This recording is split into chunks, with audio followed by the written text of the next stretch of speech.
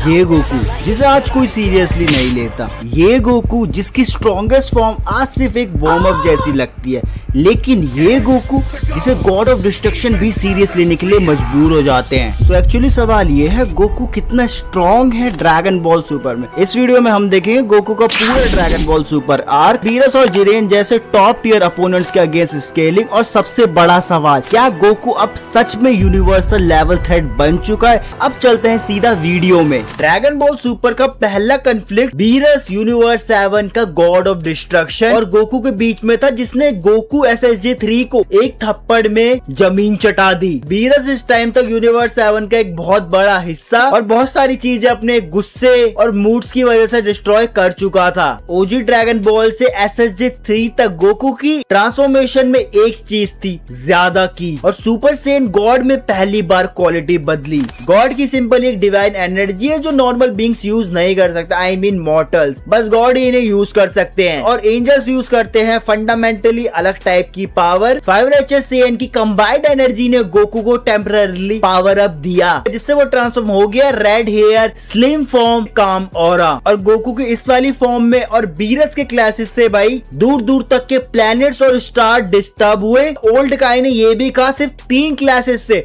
पूरा का पूरा यूनिवर्स 7 डिस्ट्रॉय हो जाता, जो कि विस एंड एल्ड्रिक आई ने कंफर्म किया। और एक चीज यहाँ पे नोट करने वाली है, दोनों की कंबाइंड शॉक वेव थी और गोकू के सिंगल पंच से यहाँ पे यूनिवर्स डिस्ट्रॉय नहीं होता भाई। और यहाँ पे गोकू यूनिवर्सल लेवल पहुंच चुका था, ऑफिशियली भी स्टेटेड है। फिर आया गॉड की plus super Sen transformation. Goku ने कुछ ऐसा कर दिया जो लिटरली इम्पॉसिबल था। सुपर सेन गॉड बनने के बाद गोकू को पता चल गया कि वो गॉड की एक्चुअली में अब्सॉर्ब कर चुका है परमानेंटली। एनिमे टाइमलाइन के हिसाब से गोकू की बेस फॉर्म में उसके पास गॉड की का एक्सेस था, तो उसने सुपर सेन के ऊपर गॉड की अप्लाई करी, जिससे वो बन गया सुपर सेन ब्लू। और फिर इसके बाद एक और इम्पॉसिबल चीज की, सुपर सेन ब्लू के ऊपर कायोके नॉर्मल सुपर सेन के ऊपर ही एक्चुअली काम नहीं करता, क्योंकि सुपर सेन का एग्रेसिव और कायोकेन का फोर्स सर्ज आपस में क्लैश करते हैं। सुपर सेन ब्लू में गॉड की काम थी परफेक्ट इमोशनल कंट्रोल, और इसी कामनेस की वजह से कायोकेन इसके ऊपर आ सकती थी। और की फीड्स भी यहाँ पे भाई इसकी। सुपर सेन ब्लू के ऊपर जब गोकू ने 20 टाइम्स कायोकेन यूज की, तो उसकी बॉडी भाई एक्चुअली में गिव अप कर चुकी थी, और इस पावर के साथ भी भाई जिरेन ने उसे रोक लिया। और super Sen blue 20 time multiplier के साथ भी गोकू इसके सामने और यूनिवर्स 7 और मोस्ट ऑफ द बंदे इसके सामने भाई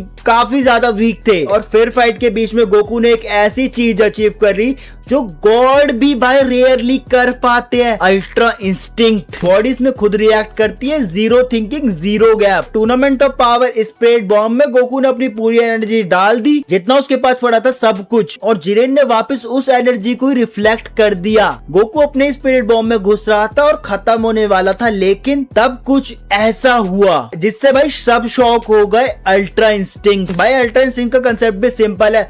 फाइट्स में क्या होता है, यूजुअली ब्रेन सोचता है, देखता है, फिर रिएक्ट करता है। अगर उसने अटैक किया तो मैं यहाँ से बच जाऊंगा, उसने यहाँ किसे किया तो मैं यहाँ से बच जाऊंगा, लेकिन वो हो जाता है माइक्रो सेकंड का गैप, और उस गैप में तुम्हारी कोई भी इजीली जीत तोड़ सकता है। अल्ट्रा इंस्टिंक्ट में बॉडी खुद ही रिएक्ट करती है, zero gap, zero thinking, automatically तुम्हारी बॉडी उस अटैक आने से पहले उसे डॉज कर देगी। भाई सबसे खतरनाक एडवांटेज यहाँ पे, ये इतनी एडवांस टेक्निक है जिसे गॉड भी एक्चुअली में अचीव नहीं कर पाते, और एंजल्स इस स्टेट में नेचुरली रहते हैं, जो कि मॉर्टल्स के लिए अचीव करना इम्पॉसिबल है। अल्ट्रा इंस्टिंक्ट साइन एक्चुअली में इनकम्प्लीट फॉर्म था, जहाँ पे बॉडी तुम्हारी रिएक्ट तो ऑटोमेटिकली करेगी, लेकिन ऑफेंस यानी अटैक तो तुम्हें खुद ही करना पड़ेगा, जिसके लिए गोकू को सोचना पड़ रहा था। फिर आया silver hair world of void. Grand priest surprise हुआ, जिरेन सरप्राइज हुआ, गॉड से ऊपर वाले मॉर्टल्स भी भाई शॉक हो गए इसे देख के, और इसने पूरे स्टेडियम को ओवरवेल्म कर दिया अपनी पावर से। और टूर्नामेंट ऑफ पावर के लास्ट में गोकू ने एक्चुअली मास्टर अल्ट्रा इंस्टिंक्ट को अचीव कर लिया, और इस फॉर्म में उसका रिएक्शन टाइम लिटरली जीरो है।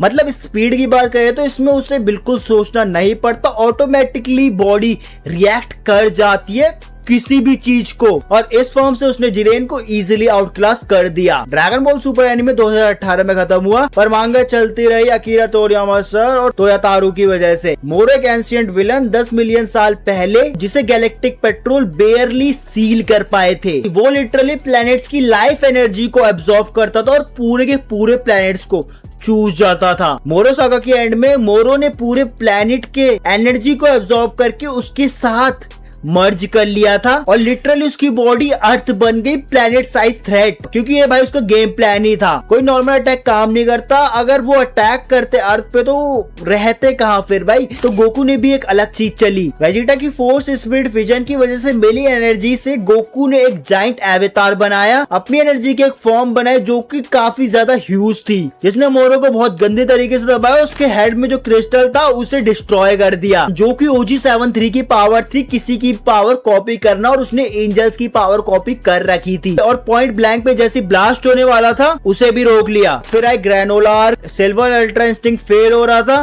गैस वर्सेस गोकू, और तब गोकू ने एक ऐसी चीज करी जो लिटरली भाई एंजल्स भी नहीं कर सकते, इमोशंस और डिवाइन पावर को कंबाइन करना। ग्रैनोला एक सेरियालियन जिसका प्लेनेट सेयस ने डिस्ट्रॉय किया था, वो ड्रैगन बॉल से विश मांगता है कि मेरे को यूनिवर्स का सबसे स्ट्रॉन्गेस्ट बंदा बना दो, और इसलिए वो अपना लाइफ फोर्स देके यूनिवर्स का स्ट्रॉन्गेस्ट बंदा भी बन जाता है। और गैस हीटर फैमिली का बंदा भी सेम विश मांगता है। दोनों बंदे आर्टिफिशियली पीक वॉरियर्स होते, लेकिन आई गेस गैस उससे स्ट्रॉन्ग था क्योंकि गैस ने उससे बाद में विश मांगी थी। भाई गैस इतना ज्यादा खतरनाक बंदा था, उसने गोकू सिल्वर हेयर MUI को रोक दिया, लेकिन इमोशंस की वजह से गोकू इस वाली फॉर्म को मेंटेन नहीं कर पा रहा था, क्योंकि भाई गोकू मॉर्टल बीइंग है तो उसमें इमोशन रहेंगे, एंजल्स की तरह नहीं। इसलिए गोकू ने कुछ नया डेवलप किया, ट्रू अल्ट्रा इंस्टिंक्ट। और तोयोतारो सर ने भी इंटरव्यू में कंफर्म किया कि कोई भी एंजल्स इस वाली फॉर्म में नहीं जा सकता, इसलिए गोकू ने इसे अपनी पीक फॉर्म बना लिया। जब सिल्वर हेयर UI फेल हो रहा था तो गोकू ने इस वाली फॉर्म के साथ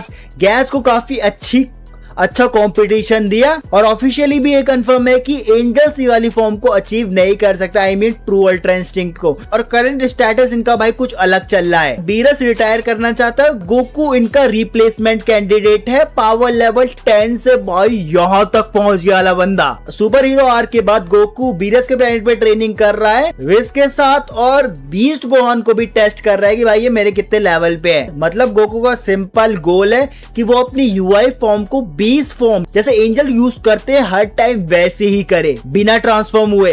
मांगा के लेटेस्ट पेजेस में गोकू बिना ट्रांसफॉर्म हुए अटैक्स को ऑटोमेटिकली डॉज कर रहा है, मतलब वो इसकी प्रैक्टिस करना स्टार्ट कर चुका है भाई बहुत टाइम से। और वेजिटा को बीरस ट्रेन कर रहा है एसा नेक्स्ट गॉड ऑफ डिस्ट्रक्शन का कैंडिडेट, जबकि गोकू का टारगेट वेजिटा से कई ज्यादा खतरनाक है, विस और एंजल लेवल मास्टरी को सरपास करना और गॉड लेवल बीइंग बनना। लेकिन अगर उसकी एक्यूरेट फ्रेमिंग करे तो गोकू एंजल लेवल या बीरस कॉटेलिया के काफी ज्यादा क्लोज होने वाला है, मतलब यूनिवर्स लेवल थ्रेट से काफी ज्यादा ऊपर। तो गोकू को हम लो मल्टीवर्सल लेवल रख सकते हैं एस्टिमेशन के अकॉर्डिंग। और ये था पावर लेवल 10 से एंजल लेवल बीइंग तक बनने की जर्नी उसकी।